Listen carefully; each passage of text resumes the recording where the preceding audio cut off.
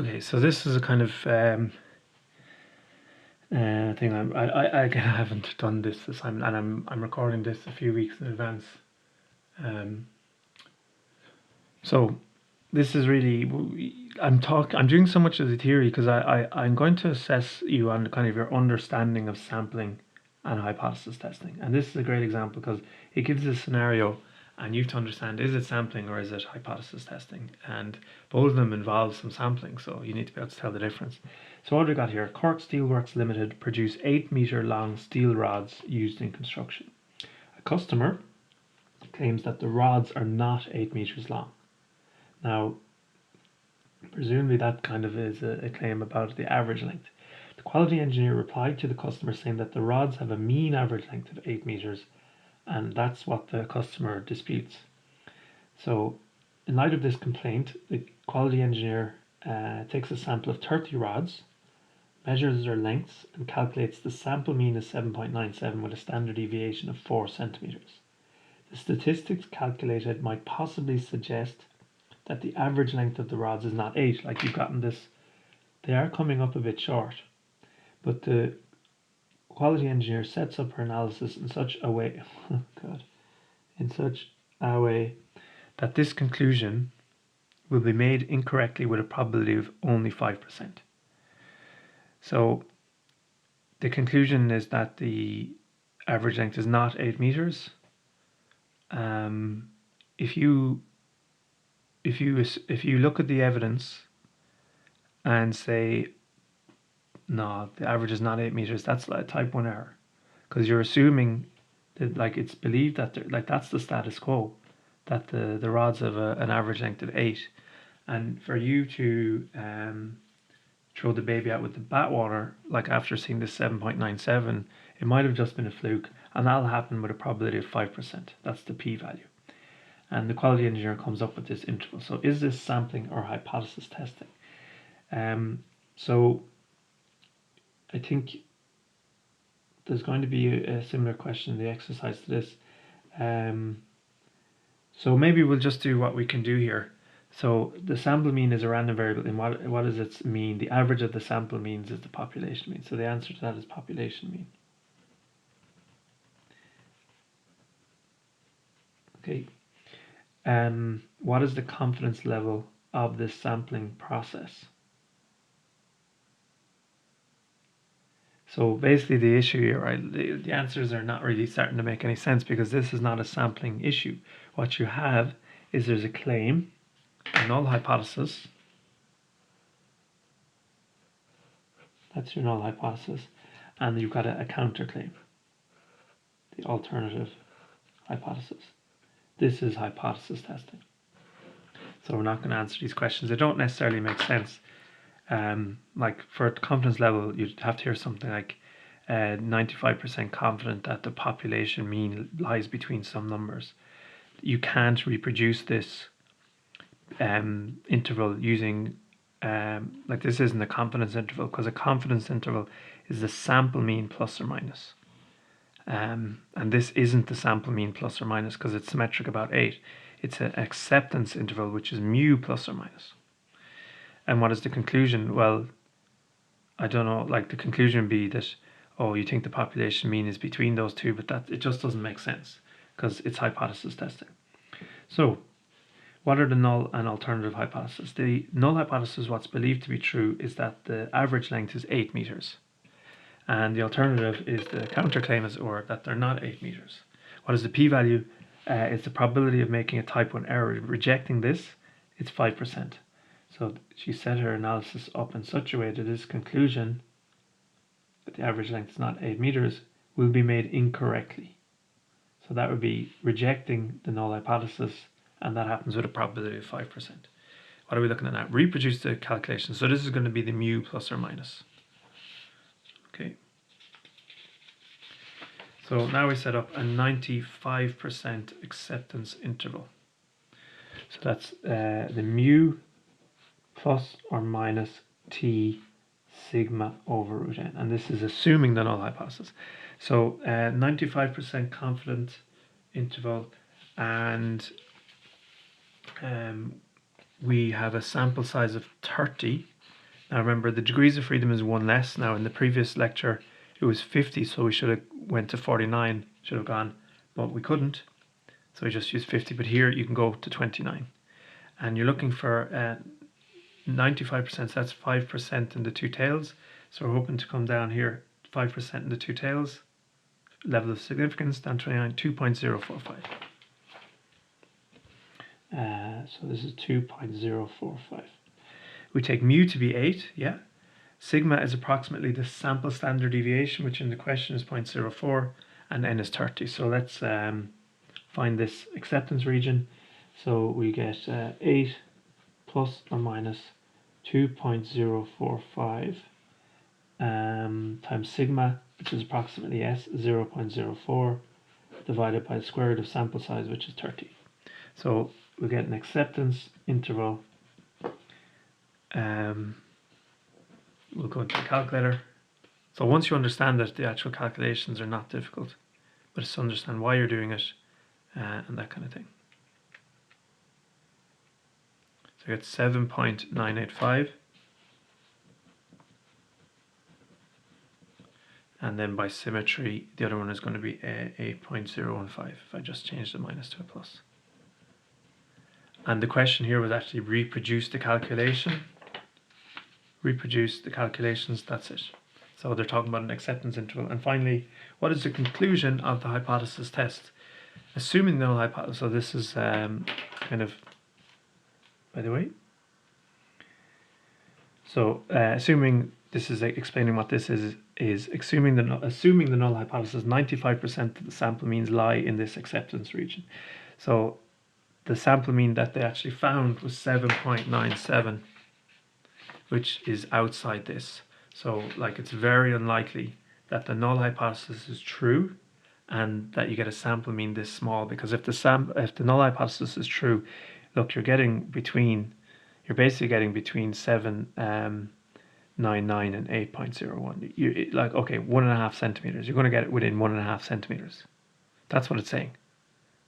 If the null hypothesis is true, the chance that you get a sample mean within 1.5 centimeters is 95%. Now this is 3 centimeters away. It's outside this, so that's really, really small, and so that's kind of inconsistent with the null hypothesis. So you reject the null hypothesis. Okay. So most of the kind of scenarios we've been considering are really about, we've just done not equal to, but really the ones we should be looking at are what are called one-tailed hypothesis tests.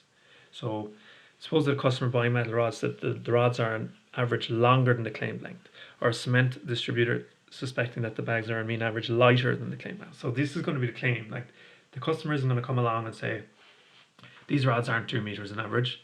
They're either going to say these are too long or they're too short, and similar with the cement. Now, well, I suppose they're not going to complain if the cement is too light or too heavy. In these situations, you can think of the alternative hypothesis as a claim, and the null hypothesis then is the negation of the claim. Okay. Do you know what? That's not quite right. The null hypothesis is the same. Okay, so the null hypothesis is that they're 2, and the alternative is that they're bigger than 2. For the 25 kg bags, someone's saying they're light. The null hypothesis is that the average population mean is 25, and they're saying no, the average is less.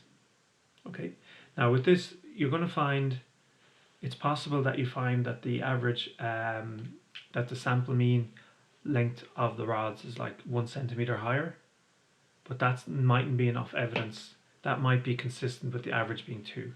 Similar story, you might be unlucky to find some light cement bags, but that isn't enough. To do it properly, you need to set up this acceptance interval. So I presume we're going to look at one example anyway. So let's see, how does this work?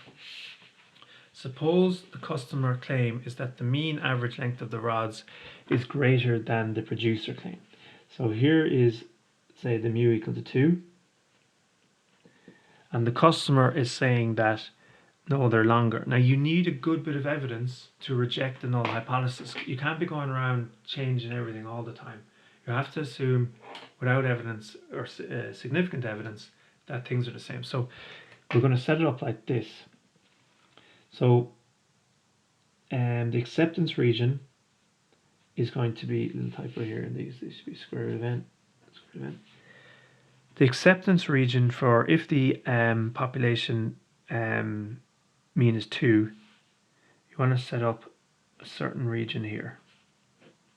All of these are consistent with, it's kind of saying really, I suppose, something I scribbled out on the previous page. This is consistent with the rods being not long. And here, there's going to be a p% chance that if the average length is 2, that you get long rods in the sample. Chance of, I'm just going to write long rods. Now, what the customer is claiming is that the rods on average are long. Now, what you're going to have to get for the customer to kind of win this dispute is when they do the sample mean, it'll have to be way bigger. Like it'll have to be like, say, it might be 3 centimeters. Well, the numbers will come out in the wash. And then they can say, look, the chances that the average is 2 and that the sample mean, so the population mean, the average of all the rods is 2, and the sample mean is like 2.05 is tiny. So we will reject this null hypothesis. So that's the first setup. Now we will do an example down below eventually. The other one here is this is the claim that they're too big, and then the claim that they're too small would look something like this. So this is the light bags of cement. So we set up a region into which basically 1 minus p%, or I don't even know, should there be a percent on that? P is already a percentage. So the 1 minus p is here. That could be like 95%. And then you got this little bit here. There's a p% chance of light bags. But again, just if you come up with even 24.8 kgs, that mightn't be inconsistent with this being the average. And like, it's not a, like, there can be a different argument then about, oh look, these bags, some of them are light, some of them are heavy, this is a joke. Well, it'll be up to the supplier to just say, look, sure, aren't you using enough of them? And isn't the average 25? So it'll all even out. It might be a different story with the rods. Okay, so the two things anyway. So this will be mu plus, and this will be mu minus. I just have to be careful with the t. So the difference now is that you'll be using one-sided tests. So that you'll be using one tail. So here is 5% in one tail. That's the 5% level of significance. That's what you're talking about. So if there's, say, 5% in the tail, there'll be 95% in there. Okay, so you'll just be using these numbers up here if it's a one tail test, because the other ones you're looking at 2 different tails. Right, so we'll do one example of that. A river engineer took 50 random samples from a river to test, to test for pesticide level. This study yielded a sample mean of 86 whatever that is, nanograms per litre, and a sample standard deviation of 5 nanograms per litre. Tester claimed that the average pesticide level in the river is greater than this at the 5% level of significance. So I have a mistake here. The null is that it's equal to 80. Now, the question is probably not very well framed there.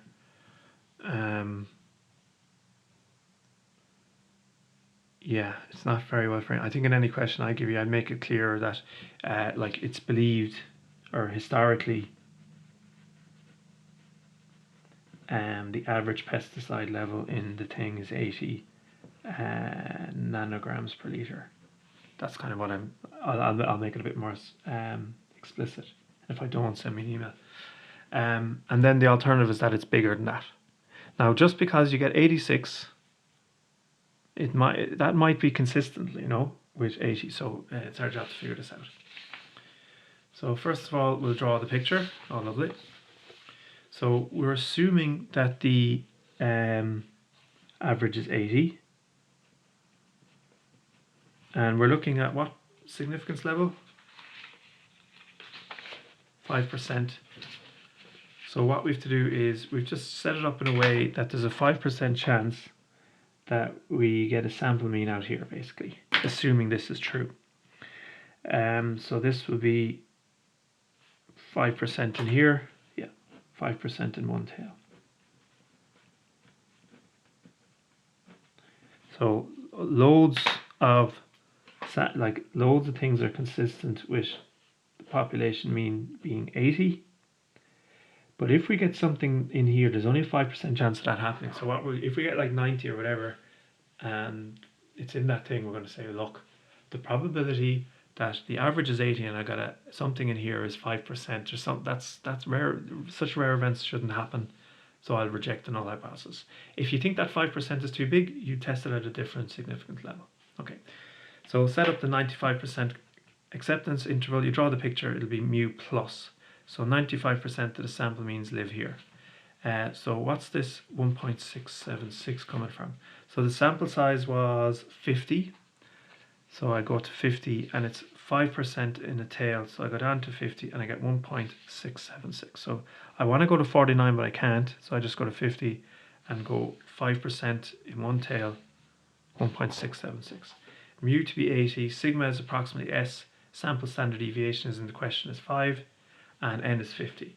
So we get 95% of sample means, assuming the null hypothesis, are 80 plus 1.676 times sigma is 5 over root 50.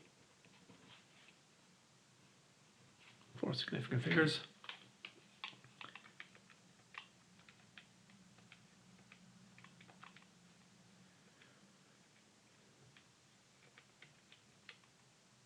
$81.19.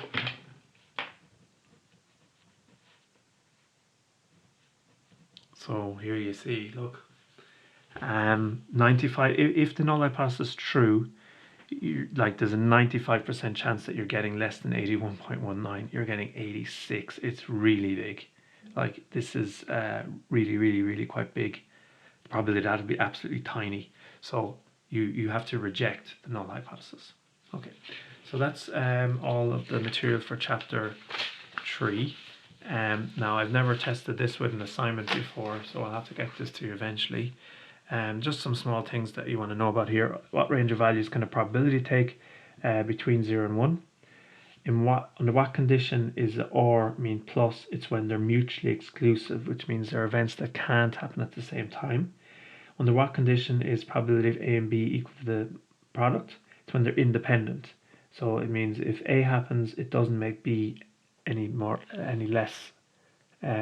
or less likely, and vice versa. Under what conditions is probability of not something happening 1 minus? Always. Probability of not rain. If probability of rain is 20%, probability of not rain is 80%. What kind of data has a norm distributed, symmetric, about a single dominant average, so it's bell-shaped? In what sense is there only one kind of normal distribution? They're all, any kind of calculations you want to do, you can translate them to a question about the Z by using this transform here. Why do we sample? To estimate population statistics, so it's kind of like a measurement. What is a confidence interval? A range of values that we believe the population mean lies. Sample means of a t distribution. Then can you describe hypothesis testing? Yeah, the murder trial. Null hypothesis that they're innocent. Alternative hypothesis that they're not innocent. Acceptance interval is a range of possibilities consistent with innocence, and the job of the prosecution is produce evidence that lies outside the acceptance interval, so that the probability that the defendant is innocent and this evidence is so small that you must, and the evidence is there, it's true, you must reject the innocence and you find them guilty. Okay, lovely.